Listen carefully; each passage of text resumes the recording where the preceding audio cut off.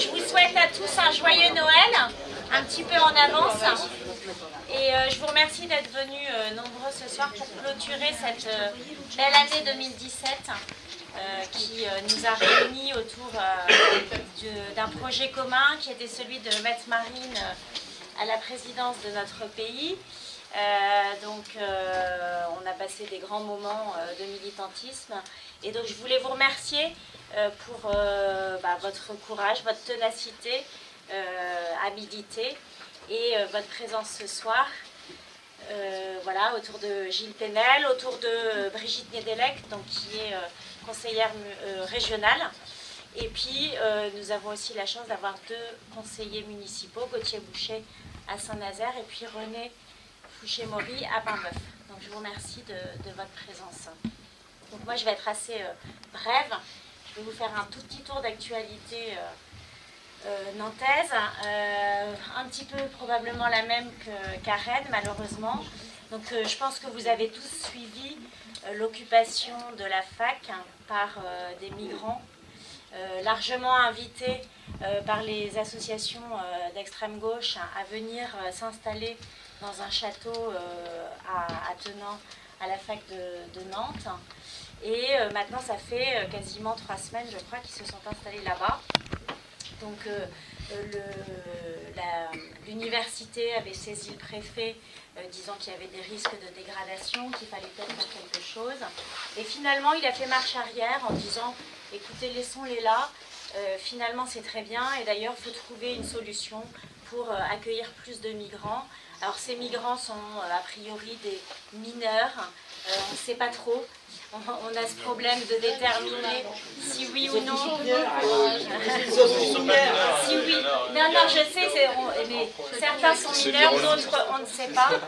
Et ça cause un problème puisque notre faculté est en train de devenir une petite ZAD, puisque aujourd'hui il y a des barricades qui sont installées et on laisse faire ça dans notre ville de Nantes. Et qui c'est qui a installé les barricades?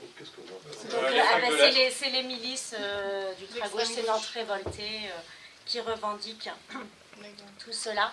Et donc nous sommes les seuls à dire que c'est pas normal et que la priorité doit d'abord être faite aux Français, que nous devons d'abord loger nos SDF qui sont malheureusement très nombreux en France et nous sommes les seuls à dire qu'il faut évacuer la fac et trouver d'autres solutions. En tout cas, trouver une solution nationale aussi puisque l'arrivée de migrants mineurs met en péril les finances de notre département.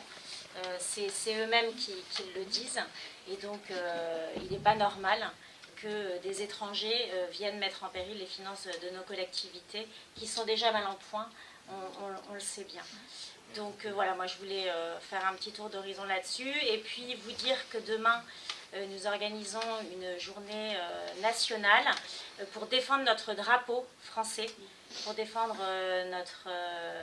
un symbole qui nous est cher. Donc il y aura un tractage qui va être organisé à partir de 10h30 au marché de Talensac. Et le soir, nous faisons un énorme collage sur Nantes, la périphérie.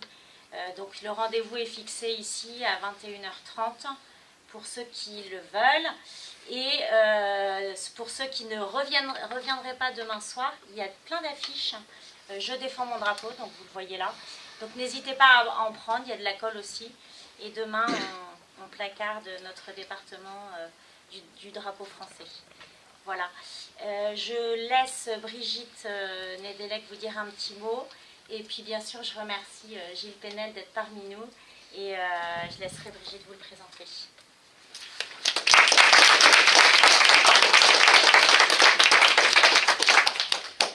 Oui, bonsoir. Merci aussi à tous d'être là. Donc, je vais vous présenter un petit peu Gilles Pénel. Je pense que beaucoup d'entre vous quand même le connaissent, mais c'est impressionnant. Gilles Pénel est donc chef du groupe de la région Bretagne. Il est, on peut le dire, la seule véritable opposition aux socialistes, Monsieur Le Drian. Enfin, la droite molle, on peut dire qu'elle est vraiment très très molle en Bretagne, étant représentée par Monsieur Le Fur.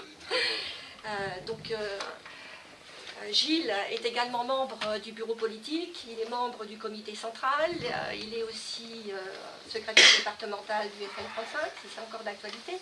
Oui. Il est, voilà, c'est très bien. Oui, J'ai bien moi, pris je sûr que sais c'était pas. bonne, mais sûr que c'était bonne. Il est aussi professeur d'histoire et géographie. Alors je n'ose plus dire principalement parce que je ne sais pas ce qu'il en est. Eh oui, Hein, voilà. en disponibilité pour l'instant. Donc quand même bravo pour tout cet engagement. Voilà. Donc Gilles est vraiment le fer de lance de la lutte contre l'immigration en Bretagne. On sait que je peux en parler en toute honnêteté, en toute franchise, puisque je suis bretonne de souche, alors je peux me permettre parfois d'être typique. Mes chers compatriotes sont souvent très très accueillants. Voilà, très accueillants, et la Bretagne se voit parsemée de mosquées, mais elle se voit aussi parsemée de centres d'accueil de migrants.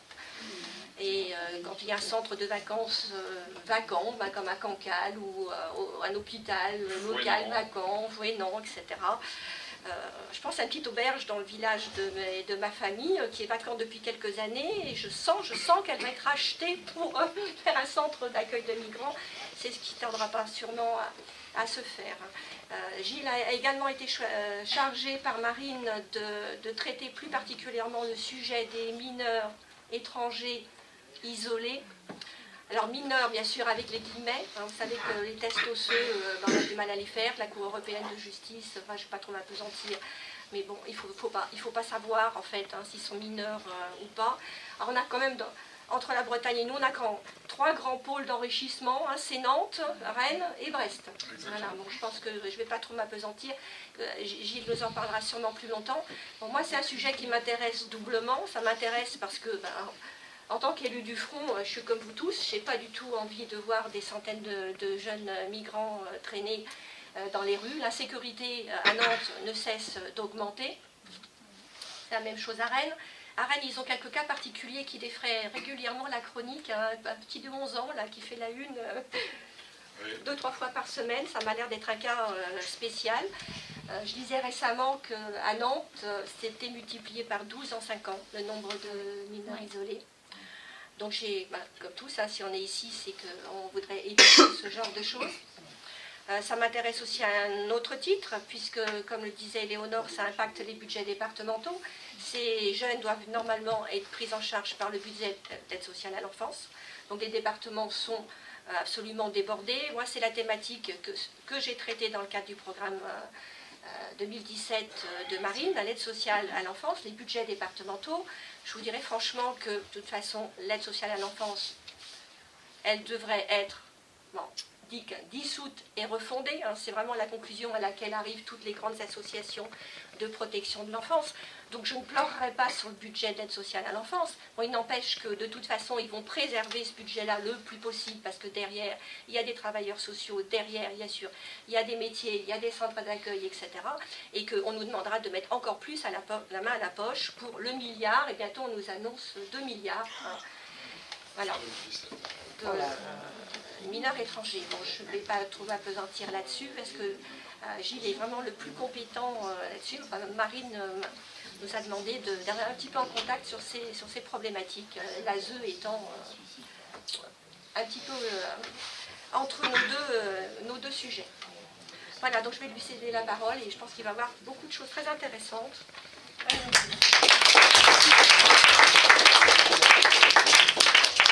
Alors, merci Brigitte, merci Éléonore pour votre accueil, merci aux élus, merci aux adhérents, aux militants du Front qui ont préparé cette soirée, qui est à quelques jours de Noël, et je voudrais commencer par vous dire un mot sur cette fête de Noël, parce que, vous voyez, aujourd'hui, en 2017, prononcer ce mot de Noël commence à devenir problématique.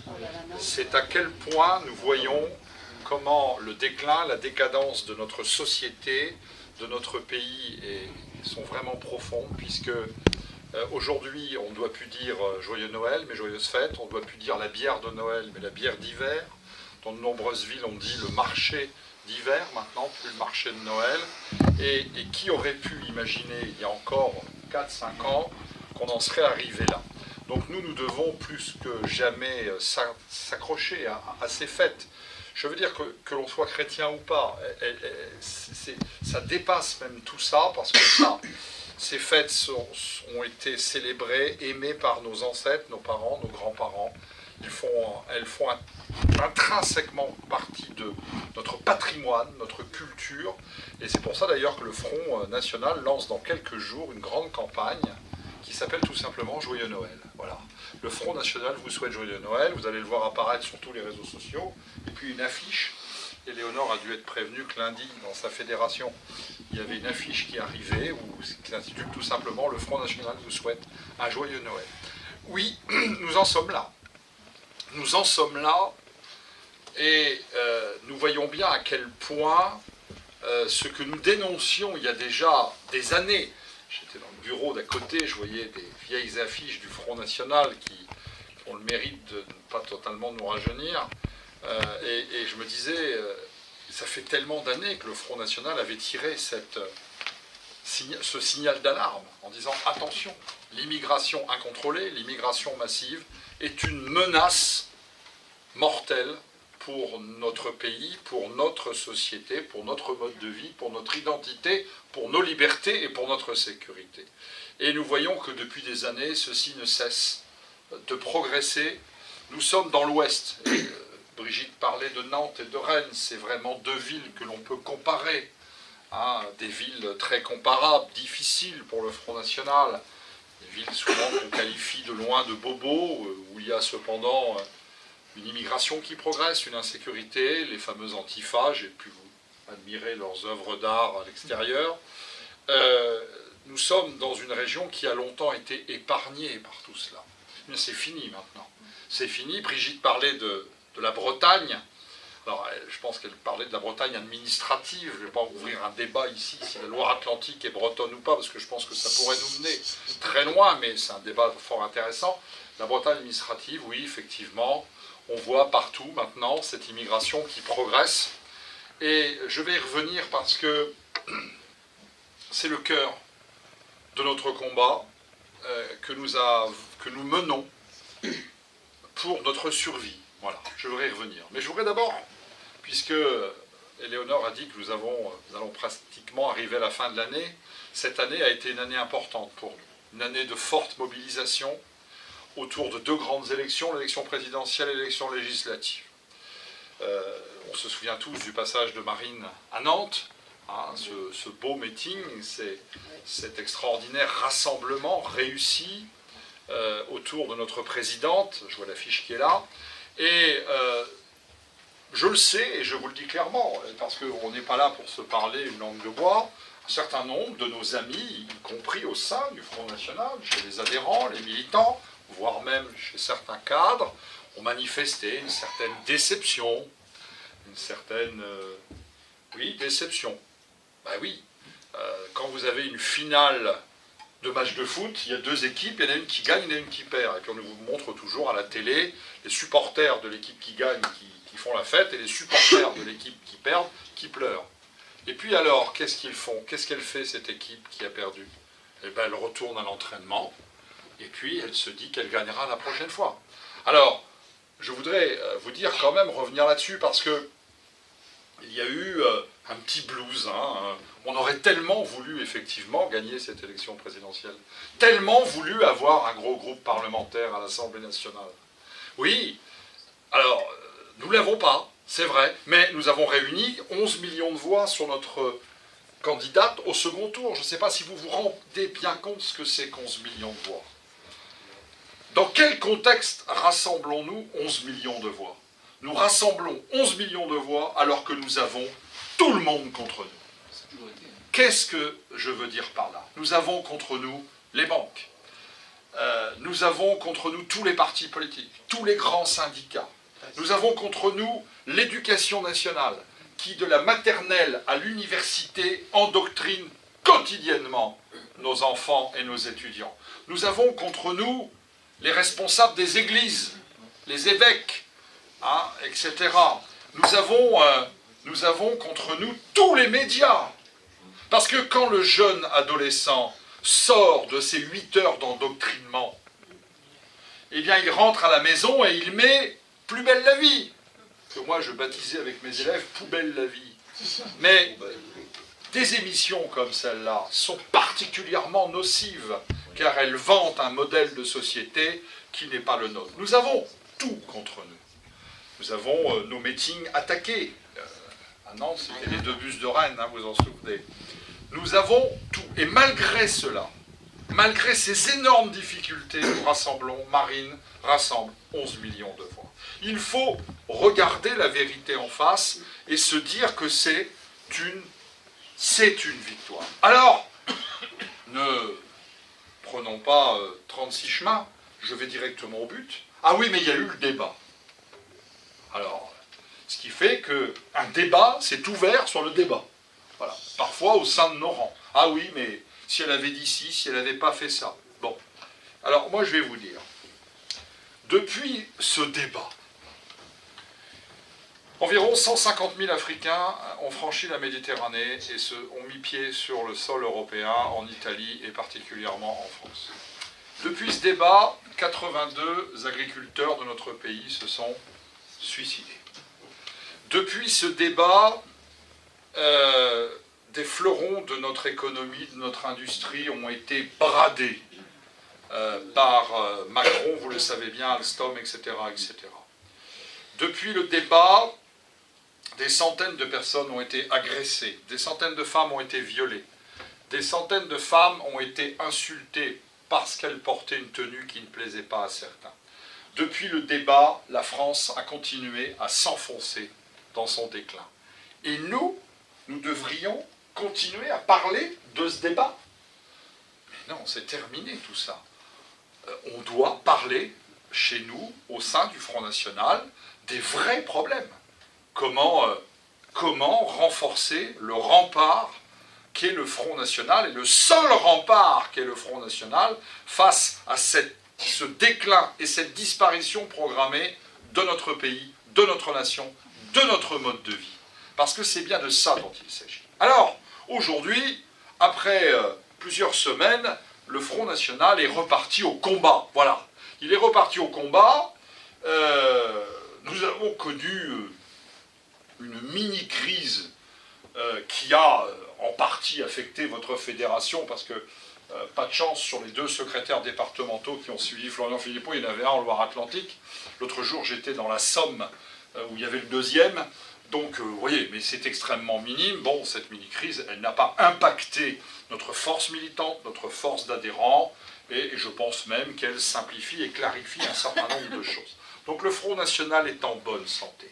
Marine est en bonne santé. Alors oui, bien évidemment, les médias vous disent sans cesse, mais forcément, rappelez-vous, ce sont nos ennemis. Vous disent sans cesse, ah ben, le Front National, ça va pas fort, hein. Marine, elle n'arrive plus à reprendre la main, hein. Alors on entend ça. Et puis les difficultés financières, oui. Difficultés financières, les banques sont contre nous, c'est pourquoi, sans nous prévenir, sans aucune raison, la Société Générale, dont il faut retenir le nom quand même. Hein. Non mais attendez, il faut retenir le nom. Hein. Moi je vais vous dire, je suis personnellement à la Société Générale, à titre personnel depuis 30 ans. Ça y est, je signe en début de semaine prochaine ma nouvelle banque. Je vais leur foutre un bordel à Fougères devant la Société Générale, ils vont le voir. Hein. Bon. Eh bien, ça nous gêne. Aujourd'hui, on ne peut pas adhérer au Front National en ligne, vous le savez, sur le site internet. Ça nous gêne parce que ces problèmes bancaires sont graves. Mais ce n'est pas grave, on va les surmonter. On va les surmonter, et on va les surmonter grâce à vous, grâce aux militants, aux adhérents du Front National, qui doivent comprendre qu'ils appartiennent au seul mouvement, le Front National, qui peut peut-être sauver ce qui est encore sauvable. Parce que le Front National, vous voyez, moi je vous parle d'un discours de vérité, c'est une structure humaine. Et comme c'est une structure humaine, il a des qualités et il a aussi des défauts. Oui, il y a des choses qui pourraient peut-être être mieux. Oui, il y a des choses que l'on estime que, si on avait fait ci, puis s'il n'y avait pas machin, et puis ci truc. Oui, d'accord, mais ça, c'est normal. Le seul problème, c'est qu'il est tout seul sur l'échiquier politique à s'opposer à ce qui est pour moi la menace mortelle qui nous pend au nez, qui s'appelle l'immigration massive. La France a connu dans son histoire bien des malheurs. Ceux qui s'intéressent à l'histoire le savent. La France a connu dans son histoire des défaites militaires grave. Et pas seulement en 1940. Elle a connu des occupations militaires. Et pas seulement entre 40 et 44, comme voudraient nous le faire croire toujours les médias qui nous parlent toujours de la même période. Je pense à la guerre de 14 départements occupés pendant 4 ans et demi, on n'en parle jamais, la guerre de 100 ans, etc. Mais regardez, à chaque fois que nous avons connu des défaites militaires et des occupations militaires, nous en sommes toujours remis. Parfois ça a mis du temps, mais nous en sommes remis. La France a connu des crises économiques très graves dans son histoire. Je pense, personne ne s'en souvient, mais en 1898, je pense à ça, c'est le professeur d'hier soir qui reprend un peu ses droits, excusez-moi, en 1898, c'est la Grande Dépression, c'est une très grave crise économique. L'économie française est très ébranlée, alors on a un nombre de chômeurs énorme, et être chômeur en 1898, c'est pas être chômeur en 2017, hein, vous voyez ce que je veux dire. Et on s'en remet, on s'en est remis. La France a connu des crises monétaires. On s'en est remis. La France a connu des catastrophes naturelles. Contrairement à ce qu'on croit, des grandes catastrophes naturelles. Regardez nos amis récemment de Saint-Barthélemy et de Saint-Martin ont connu une catastrophe naturelle incroyable. J'ouvre une parenthèse, où nos compatriotes ont été abandonnés par un pouvoir impuissant, la 5e puissance économique du monde, incapable d'apporter dans les 48 heures ou les 70 heures les secours élémentaires, et surtout ayant laissé nos compatriotes déjà ébranlés par la catastrophe aux mains des pilleurs, qui sont tous des immigrés clandestins. Vous savez qu'à Saint-Martin, il y a 35 à 40% de la population composée de ces immigrés clandestins qui ont pillé nos compatriotes, je ferme la parenthèse. Mais on s'en est toujours remis de ces catastrophes naturelles. Et nos amis de Saint-Martin, nos compatriotes de Saint-Martin et de Saint-Barth, ils sont jeunis maintenant, vont reconstruire. On va s'en remettre. Alors on se remet des grandes catastrophes. On s'en remet. On s'en remet parce que le peuple français est toujours là. Quand on a connu des occupations et des défaites militaires, le peuple français était toujours là. Même s'il était dans un premier temps écrasé, soumis. Quand on a connu des crises économiques, le peuple français était toujours là. Quand on a connu des crises monétaires, le peuple français était toujours là. Quand on a connu des catastrophes naturelles, le peuple français est toujours là, et c'est pour ça qu'on s'en est remis. Aujourd'hui, la menace est complètement différente. Et c'est ça qu'il faut bien comprendre. Quand on se pose des questions, « Oh, je me pose des questions sur mon engagement, est-ce que ça vaut encore le coup, est-ce qu'on gagnera un jour ?» Bon, déplaçons le problème. Quel est le problème aujourd'hui? Le problème, c'est que notre pays, et d'ailleurs le pays voisin, nos pays européens, c'est en quoi nous sommes européens. Comme nous sommes contre l'Union européenne, mais nous ne sommes pas contre l'Europe. Nous sommes soumis à une immigration massive, incontrôlée, qui n'a jamais existé dans notre histoire. Cette immigration, elle est programmée. Elle est voulue, programmée, organisée et financée. D'accord? Voilà. C'est pas... ça a toujours été comme ça. Vous savez, dans les cours, 90% des profs qui sont à gauche disent à leurs élèves « Mais il y a toujours eu des immigrés en France. La France a toujours été un pays d'immigration. » Mais c'est faux. C'est faux. Pas comme aujourd'hui. Pas ces millions d'individus qui arrivent et surtout qui ne s'intègrent pas, qui ne s'assimilent pas, qui veulent installer chez nous leur mode de vie, leur religion, leurs coutumes, leurs lois. Parce que certaines religions, dont l'islam, vous savez, ne font pas la différence très clairement entre le domaine du politique et le domaine du religieux. Nous le savons, c'est pas critiquer l'islam que de le dire. C'est comme si je vous disais, ce mur est blanc. Ben oui, ce mur est blanc. Alors, ce défi que nous dénoncions au Front National déjà il y a de nombreuses années, aujourd'hui s'accélère. Brigitte vous a parlé des mineurs isolés étrangers. Ça devient une véritable catastrophe nationale. Il n'y a que nous qui en parlons. Alors, un peu quand même la presse, qui est obligée quand même d'en parler. Le quotidien Ouest-France, dont vous savez qu'il est tout sauf un ami du Front National, on a le même, hein, forcément. Moi, je vois sur l'île-et-Vilaine, sur Rennes, il n'y a pas une semaine sans qu'il y ait un article sur ces fameux mineurs isolés étrangers qui progressent en nombre de façon spectaculaire et qui sont en train de provoquer dans nos grandes villes des situations extrêmement grave. Alors, sachez qu'on n'a plus le droit de les appeler mineurs isolés étrangers. Car ça, c'était la première appellation. Mais l'administration française a changé. Il faut maintenant les appeler les mineurs non accompagnés. Vous avez repéré la différence ou pas? Il y a comme par hasard un mot qui a disparu. Les mineurs non accompagnés. Alors, pourquoi il faut insister? Brigitte m'a tendu la main avec ce thème. Parce que c'est devenu aujourd'hui une nouvelle filière d'immigration en France qui permet à des clandestins d'être immédiatement inexpulsables et immédiatement avec des papiers et pris en charge. Et les mafias qui organisent l'immigration massive. Parce que quand nous dénonçons l'immigration, chers amis, n'oubliez jamais une chose. Nous n'en prenons pas aux immigrés. Nous nous en prenons à ceux qui organisent l'immigration, à ces hommes politiques, ces femmes. Vous voyez, moi, j'ai un peu d'ancienneté dans le mouvement, j'ai toujours entendu même Jean-Marie Le Pen le dire. Nous n'en voulons pas aux immigrés, mais aux hommes et aux femmes politiques qui provoquent cette immigration. Eh bien, derrière l'immigration, il y a des mafias. Des mafias qui, comme leur nom l'indique, sont là pour faire de l'argent. Et ces mafias, qui sont des mafias de passeurs, ont compris que dans cette faiblesse de notre législation, si je peux m'exprimer ainsi, il y avait les mineurs isolés étrangers, aujourd'hui dirigent une grande partie des clandestins vers ce créneau. Alors comment ça se passe? Eh bien, ça se passe très, très simplement. L'individu en question arrive aux services sociaux des départements, dont le rapport parlementaire du Sénat, qui est sorti en juin 2017, nous dit tout. Vous savez, les sénateurs font de bons rapports parlementaires. Il faut aller les chercher. Sur Internet, vous pourrez aller le chercher. C'est le rapport sénatorial juin 2017 sur les mineurs isolés étrangers. Vous tapez, vous allez le trouver, il y a une cinquantaine de pages. Il nous dit, fait par 2 députés socialistes et 2 députés des Républicains. Sénateurs, pardon.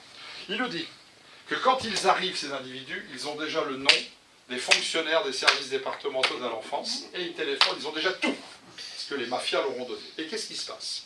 Ils arrivent et disent « Bonjour madame, je suis mineur, isolé, étranger. Je suis seul, je n'ai pas de parents, je n'ai pas de famille, je suis mineur. » Eh bien, cette seule déclaration, il est enregistré dans les services départementaux, ça y est, c'est fini. Terminé. Les départements, des conseils départementaux, ex-conseils généraux, immédiatement les inscrivent et nous devons leur apporter tout, et surtout, ils sont totalement inexpulsables. Le problème, c'est que immédiatement, ces services départementaux, qui font quand même bien leur travail, s'aperçoivent que l'immense majorité d'entre eux ne sont pas mineurs. Alors, il y a des solutions pour le prouver. On peut faire des tests osseux, etc. Tout ça est extrêmement coûteux quand même. Hein. Mais maintenant, il y a une circulaire Taubira en 2013, qui dit que on ne peut pas contraindre un jeune à faire un test osseux. S'il ne le veut pas, eh ben on ne le fait pas. Et encore plus grave, c'est qu'on doit lui donner la présomption qu'il est mineur. Voilà, il est mineur. Il dit qu'il est mineur, donc il est mineur. L'Europe en a rajouté une couche en disant que s'il y avait un doute sur le fait qu'il soit mineur ou majeur, il fallait le déclarer mineur. Voilà. Donc, on a là une nouvelle filière qui explose. Brigitte vous a donné 2 chiffres tout à l'heure. Le Sénat nous dit, le rapport sénatorial, qu'en 2016, les mineurs isolés étrangers ont coûté au département 1 milliard d'euros. À l'ensemble des départements français, 1 milliard d'euros. Écoutez-moi bien, c'est 2016, hein, 1 milliard d'euros. Le rapport sénatorial nous dit qu'à la fin 2017, alors il est fait en juin, au rythme où ça progresse en 2017, le coût sera de 2 milliards d'euros pour les départements. Et d'ailleurs, on le voit bien, c'est vrai, dans tous les départements de France, je me promène un peu dans les fédérations actuellement, tous les départements me disent, on entend les présidents de conseils départementaux qui crient au secours, on n'arrive plus à gérer, on n'arrive plus, il n'y a plus d'argent, etc. Dominique Bussereau, qui est le président des présidents de conseils départementaux, qui est des Républicains, a dit que la situation était devenue ingérable financièrement, et lui a d'ailleurs dit, c'est le rapport parlementaire qui parle, Dans mon département, 80% de ceux qui sont mineurs isolés étrangers, en fin de compte, sont tous majeurs. Et alors, ils sont bien évidemment, je vous passe les détails, logés et bien logés. Nourris. Et bien logés. Nourris, distraits, scolarisés éventuellement, soignés, évidemment. Et le problème, c'est qu'aujourd'hui, leur nombre est en train d'exploser. Il est en train d'exploser. Alors ça, c'est une nouvelle filière d'immigration qui fait qu'ils sont inexpulsables. Ils sont une source de très grande insécurité. Parce que, dans tous les départements, ils sont pris en main par d'autres mafias. Des mafias, cette fois-ci, qui les transforment en rançonneurs. Ils doivent voler. Hein. Et alors, que font-ils? Je vous prends l'exemple de Rennes, parce que je le connais bien. Tous les soirs, vers 22h, 23h, place de la République à Rennes, on les voit se réunir. Ils sont une soixantaine, 80. Ils attendent 24 heures, 1h du matin, et ils partent à la chasse. Ils partent à la chasse dans le centre-ville de Rennes. La chasse de qui? De nos jeunes avinés dans les rues de Rennes, parce qu'il n'y a plus que ça maintenant, hein, qui se font taper, piquer les portables et piquer l'argent. La BAC est débordée. Le syndicat Alliance de Rennes a déclaré la semaine dernière la situation est totalement hors contrôle. Moi, j'ai des copains qui sont à la BAC de nuit, ils m'ont dit, on les connaît par cœur, on les a déjà arrêtés 60, 70, 80 fois. Et ils sont immédiatement libérés, intouchables. Donc voilà, c'est un exemple. Mais je pourrais vous parler du droit d'asile, qui est une autre une nouveauté aussi, qui permet de... Parce qu'aujourd'hui, vous avez n'importe quel... Alors ça, c'est ce qu'on appelle les migrants. N'utilisons pas trop ce terme, c'est un terme de l'adversaire. Ce sont des immigrés clandestins. Toujours... Hein, migrant, c'est le mot de l'adversaire, comme sans-papier. Il ne faut pas dire sans-papier, c'est un mot de l'adversaire. Hein, c'est un mot du système. Il faut dire immigré clandestin. Alors là aussi, sur le droit d'asile, c'est simple. Vous savez, le droit d'asile, la France accorde la protection, l'asile à tous ceux qui sont persécutés dans leur pays pour leur religion, leur race, etc. Mais ça a toujours existé. Et le Front National est pour. Moi, je me souviens, quand j'étais très jeune, mon père me parlait de ça. Hein, tous nos amis qui quittaient le Vietnam, etc., hein, persécutés par les communistes et que nous avons accueillis en France, c'était une bonne chose. Cependant, aujourd'hui, qu'est-ce qui se passe? N'importe quel immigré clandestin arrive et dit « Je suis persécuté dans mon pays ». Ah bon? Vous êtes persécuté dans vos pays, donc vous allez aller à l'OFPRA, l'Office des réfugiés des bazars, en préfecture, et vous allez dire que vous êtes persécuté. Et là, vous allez avoir un papier tout de suite, vous êtes demandeur d'asile. Voilà. Et là, quand vous êtes demandeur d'asile, vous avez des papiers. Ce papier de demandeur d'asile vous rend totalement inexpulsable. Alors l'administration française va faire son travail, 1 an, 2 ans, 3 ans, pour faire une véritable enquête. Et l'enquête est faite, car nos fonctionnaires sont des bons fonctionnaires. Moi, j'en ai connu. J'ai connu une jeune femme qui était à la préfecture de Rouen, qui faisait ces enquêtes. Elle me dit, on fait le travail. Mais pendant qu'on fait le travail, le demandeur d'asile, jackpot, nourri, logé, distrait, CMU, pas ME, CMU. ME, c'est pour les clandestins complets. Là, il n'est plus clandestin, il est demandeur d'asile. Loisirs, et aujourd'hui ce qu'on nous parle des migrants, les CAO, les centres d'accueil et d'orientation, c'est tout un tas de ces gens qui viennent de Calais, de partout, et que les associations de la collaboration, parce que moi je parle d'associations de la collaboration, disent, mais attendez, surtout, allez par là, allez faire une demande d'asile. Alors au bout de 2-3 ans, quand la demande d'asile a été observée, en général l'administration française rend son verdict, les chiffres on les a, environ 75% d'entre eux sont déboutés du droit d'asile. Donc les 25% ont à ce moment-là le statut de réfugié. C'est pour ça que quand ils nous disent c'est des réfugiés qui arrivent, non, le terme de réfugié veut dire quand l'administration française a reconnu que vous étiez persécuté dans votre pays, vous avez effectivement le statut de réfugié. Et donc 25% seulement d'entre eux ont le statut de réfugié. Les 75% qui restent, qui ont été déboutés du droit d'asile, ça s'appelle des déboutés du droit d'asile, ils le sont parce qu'ils ont menti, en fin de compte ce sont des migrants économiques, nous le savons bien, eh bien qu'est-ce qui se passe? On leur remet un seul document dans la main. Une obligation, les policiers connaissent bien ça, hein. Tu leur demandes, ils savent, l'obligation de quitter le territoire français. Voilà, les 4 lettres, obligation de quitter le territoire français. Bon, ça veut dire quoi? Au nom du droit français, ils sont expulsables. La Cour des comptes rend un rapport en 2016 sur ce scandale et dit, la Cour des comptes, c'est pas nous, hein, la Cour des comptes dit 97% des déboutés du droit d'asile ne sont pas expulsés. Voilà. Alors, voilà la réalité, chers amis. Le problème, c'est que mois après mois, année après année, attendez, je vous ai parlé simplement des mineurs isolés étrangers, droit d'asile, je ne vous ai pas parlé des 200 000 immigrés qui arrivent avec des papiers. Vous savez, quand on va en Algérie, nos dirigeants, des visas. Alors là, on ne passe même pas par la case mineurs isolés étrangers ou demandeurs d'asile. On a le visa au consulat ou à l'ambassade et on arrive avec des papiers. C'est 200 000 depuis Sarkozy par an, plus l'afflux des clandestins. Nous sommes face à une situation unique dans notre histoire qui s'appelle une submersion migratoire. Rien n'est géré pour éventuellement intégrer ou assimiler ces populations. Absolument pas. Le drame, c'est que le système, nos adversaires, nous ont mis dans la tête un concept que moi je ne peux plus supporter tellement nous l'entendons. Il faut apprendre à vivre ensemble. Le fameux vivre ensemble. Alors moi je vais vous dire, le vivre ensemble, il faut le traduire. Que veut dire vivre ensemble? Moi j'ai le maire de Fougères, je suis conseiller municipal, il le prononce 20 fois par conseil municipal. Monsieur Penel, vous êtes contre le vivre ensemble. Je lui dis, monsieur le maire, le vivre ensemble, on va le traduire. Ça veut dire que vous voulez dire que les Français doivent accepter de vivre avec des millions d'immigrés et s'adapter, eux, Français, à leur mode de vie. C'est ça, votre vivre ensemble. Eh bien, nous n'en voulons pas de cela. Et moi, tant qu'il me restera une énergie dans le corps, un souffle dans les poumons, je combattrai contre ça. Parce que nous sommes face à un défi terrible, qui n'est pas seulement financier.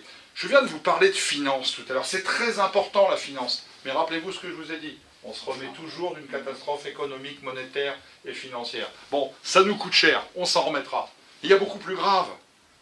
C'est que cette immigration massive et incontrôlée est en train de faire disparaître notre mode de vie, notre identité, notre façon d'être. Alors ça s'appelle quoi? Ben, ça s'appelle tout simplement notre façon de manger, notre façon de boire, notre façon de s'habiller. Je pense aux jeunes femmes ou aux moins jeunes d'ailleurs. Notre façon de danser, d'écouter de la musique. Notre façon de fêter Noël. Alors nous devrions nous adapter avec tout ça. Hein, donc au nom de la diversité, au nom de ce vivre ensemble, il ne faut plus parler de Noël parce que ça pourrait choquer. Il faut éventuellement faire taire la cloche du clocher parce que ça pourrait choquer certaines communautés. On a même vu des curés, entre autres dans le 19e arrondissement, qui ont annoncé en chair que suite à une négociation avec l'imam, on ne ferait plus sonner la cloche parce qu'il fallait respecter la présence de gens qui n'étaient pas chrétiens. Bref, nous devons sans cesse nous adapter. En fin de compte, nous reculons, des pans entiers de notre territoire ne sont plus français. Et on nous dit toujours les lois de la République n'y sont plus appliquées. Oui, mais pas seulement les lois de la République. Le mode de vie français a disparu. Je vais prendre un exemple. Je lisais la semaine dernière, dans un grand quotidien, de Trappes. Et comme ça, je ne sais pas ce qui s'était passé à Trappes, au hasard de l'article, ville, c'était le Figaro, où 75% de la population est de confession musulmane. Trappes. Mais attendez, c'est pas seulement Trappes, c'est de nombreuses villes partout, de nombreux quartiers. Un communautarisme est en train de s'installer dans notre pays, qui sera, si nous n'y mettons pas fin, source de violence, de chaos et de guerre civile. Voilà. Alors, quand on est, chers amis, je pourrais encore en parler longtemps, mais vous êtes convaincus de ça. Le problème, c'est que quand on est face à une telle menace, quand nous voyons devant nous disparaître ce que nous avons aimé, eh bien, on ne peut plus se poser de questions sur son engagement politique. Vous voyez, Edgar Quinet, qui est connu surtout parce qu'il a un boulevard à Paris, personne ne connaît Edgar Quinet, disait « Le plus grand exil, ce n'est pas d'être chassé de sa patrie, c'est d'y vivre et d'y voir disparaître tout ce que l'on a aimé. Le plus grand exil n'est pas d'être chassé de sa patrie, c'est d'y vivre et d'y voir tous les jours disparaître ce que l'on a aimé. » Eh bien, nous en sommes là. Nous sommes en train d'assister à la disparition de tout ce que nous avons aimé, tout ce que nos ancêtres nous ont confié et tout ce que nos jeunes générations devraient pouvoir profiter demain. Alors, le débat. Le Front National qui n'est pas trop ceci, qui n'est pas trop cela. machin qui milite dans ma section, moi vous comprenez, s'il continue d'être là, ben moi je viendrai plus. Non, non, mais attendez, non, non, non, non, non, non, non, non. Moi je le dis à chaque fois, je ne veux plus entendre parler de tout ça. Parce que, chers amis, la France va disparaître. Et pas dans 300 ans. Dans quelques années, si rien n'est fait pour stopper ce qui est en train de nous arriver, il en sera fini de la France que nous aimons, que nos ancêtres ont aimé et que nous aimons. Alors, tous ces petits débats intérieurs me paraissent extrêmement secondaires d'un seul coup lorsque l'on pense à tout ça. Alors il va falloir se battre. Il va falloir se battre plus que jamais autour de Marine Le Pen. Parce que Marine, parlons-en un petit peu quand même. Ne croyez-vous pas qu'elle a aussi personnellement beaucoup souffert de cette période? Qu'elle n'est pas sortie complètement épuisée, fatiguée de cette période, bien évidemment? Et elle continue le combat. Elle l'a dit sur TF1 avant-hier, je ne combats pas pour moi. Je ne combats pas pour moi, mais je combats parce qu'il faut continuer. On n'a pas le choix. Le Front National a des défauts, mais c'est le seul rempart qui reste aujourd'hui pour éviter la disparition programmée de notre pays. Alors, il y en a qui pourraient dire, ah oui, mais on pourrait peut-être recréer quelque chose à côté. Ouais, ben, écoutez, hein, vous allez mettre du temps, hein, je peux vous dire, parce que pour arriver à s'imprégner dans l'électorat français, hein, pour avoir une place sur l'échiquier politique, il en faut des années. Hein. Je peux vous le dire qu'il en faut. Et bien, le temps que le mouvement qui sera créé devienne un grand mouvement puissant, il en sera déjà terminé. Et dans de nombreux bureaux de vote, de toute façon, les Français qui aiment la France ne seront plus majoritaires au vote parce qu'on n'a pas évoqué une chose, les naturalisations massives. Oui.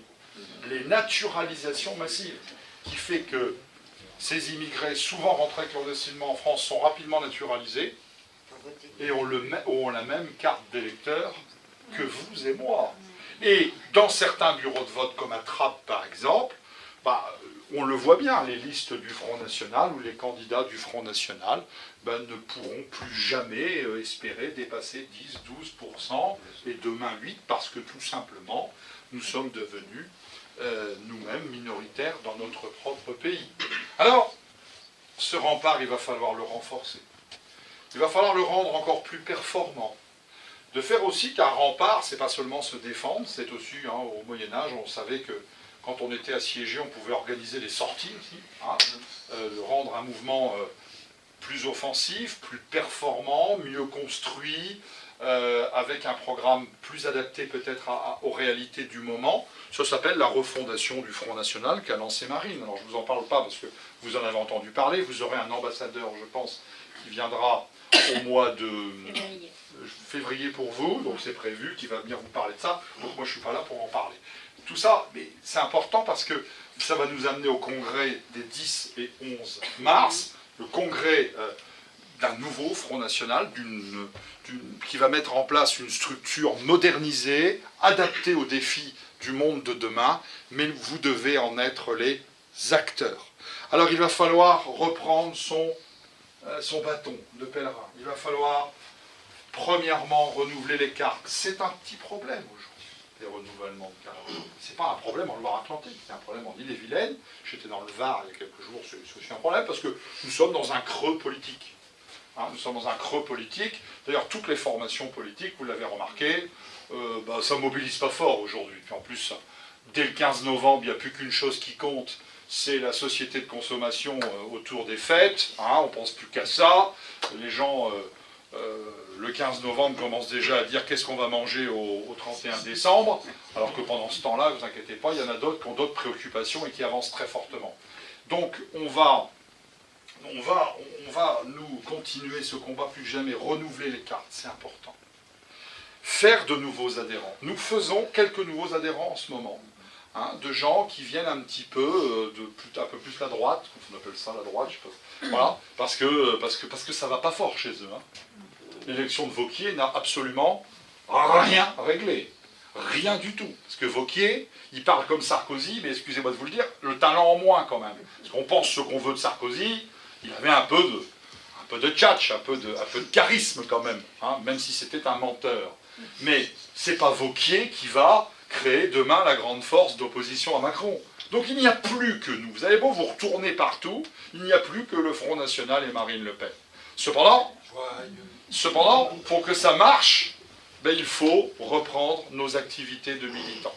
Voilà déjà plusieurs mois que les élections sont finies, on s'est un peu tous reposés, tout au moins dans le domaine du tractage, du boitage, du collage, des marchés. Il faut reprendre tout ça. Demain, la journée du drapeau, les affiches Joyeux Noël, il va y avoir des campagnes régulièrement de lancer, afin d'aller de nouveau à la rencontre de nos concitoyens. Nos concitoyens parfois très décevants. Très décevants, parce qu'aujourd'hui ils ne peuvent pas dire « mais je ne savais pas ». Aujourd'hui on sait tout. Par Internet, même par la diversité des médias, même on arrive à tout savoir. Cette insécurité dont nous parlions tout à l'heure, provoquée par ces mineurs isolés étrangers, tous les Rennais la connaissent. Mais ils sont toujours décevants et pourris par la société de consommation, endoctrinés, comme je vous l'ai dit, par tous ceux qui parlent et qui causent dans ce pays, aussi bien à l'école que dans les médias. Ils ne se tournent pas encore massivement vers nous. Eh bien, il va falloir les convaincre, il va falloir de nouveau aller à leur rencontre. Ça s'appelle une discussion sur un marché qui va durer un quart d'heure avec quelqu'un. On va se dire, mais je perds mon temps. Non, on ne perd pas son temps. On ne perd jamais son temps quand on défend son pays. Jamais. Jamais. Et parfois, même si cette personne avec qui vous avez discuté un quart d'heure, vous dites, bah, finalement c'est perdu, j'ai perdu mon temps, elle n'a pas du tout été convaincue, vous inquiétez pas, vous avez semé des petites graines qui vont peut-être germer chez elle. Ah, ben, j'ai rencontré des gens du front, ils étaient plutôt sympas, hein. J'étais étonné parce que je ne m'attendais pas à ça. Puis ils avaient quand même des bons arguments. Ça y est, ben, si la personne se dit ça, vous avez remporté une victoire. Alors, ça passe par tout ça, mais ici en Loire-Atlantique, à Nantes, à Saint-Nazaire, mais aussi partout dans nos villages, dans nos villes moyennes, dans nos grandes villes, dans nos quartiers difficiles, si des milliers d'adhérents, de militants du Front National continuent de faire cela, il y a encore de l'espoir. Voilà. Il y a encore de l'espoir. Certains disent qu'il est trop tard. Non, il n'est jamais trop tard. Parce que le peuple français, contrairement à ce que l'on croit, il a des ressources énormes. Et on voit bien qu'il y a un moment où ça ne passera plus. Cette submersion migratoire va chaque jour provoquer de plus en plus d'incidents, de chaos, de violences, de questionnements. D'ailleurs, on voit bien que ce n'est plus que ça qui fait l'actualité. Hein, les menus de substitution, faut-il des menus de substitution? J'entendais l'autre jour, là, hier, ah bah oui, 4 musulmans ont été licenciés, il y a un procès parce qu'on leur a fait couper leur barbe à Roissy, etc. Il n'y a plus que ça. Et donc les Français vont finir par ouvrir les yeux. Mais nous, on est là pour essayer d'activer le phénomène. C'est ça le rôle du militant. Le militant, il fait ça.